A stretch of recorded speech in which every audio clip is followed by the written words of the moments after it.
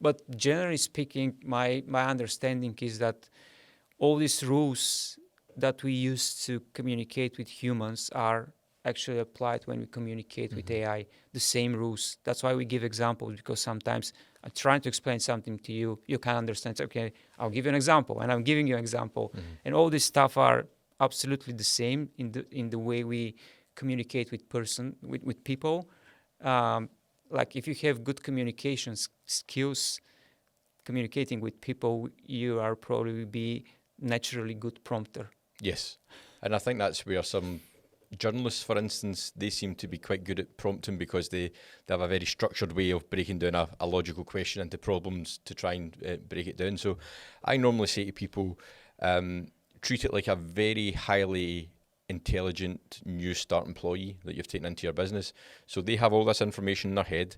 You bring them into your business, but they know nothing. They don't know where the toilets are. They don't know where the photocopier are. They don't know what their job is. So if you turn up if you get a new employee in the door on day one, you say, right, could you write me a report that's going to the board in 5 minutes? They won't know what to do until you say, well, this is a board, this is what we do, and you give them all the information. Prompting's exactly the same. You've got a large language model with an infinite amount of knowledge who knows nothing about you, your request, or what you're trying to do. Yeah, that's a very good example. Yeah, and going forward, I think one of the other things that people need to understand as well is large language models want to provide an answer, and you need to be very cognizant of that when you're getting answers back. They will give you something with absolute certainty, so it will come back and say whatever the response was, and you'll read it like it's 100% truth, because they want to provide an answer. They're gold on their own reward scheme of providing you with an answer. But you can actually ask models like ChatGPT, between 1 and 10, how sure of you that this answer is right? And it's amazing. Sometimes it will say 2, because it's tried to get to an answer. So I think it's very important that people understand that these models are generative.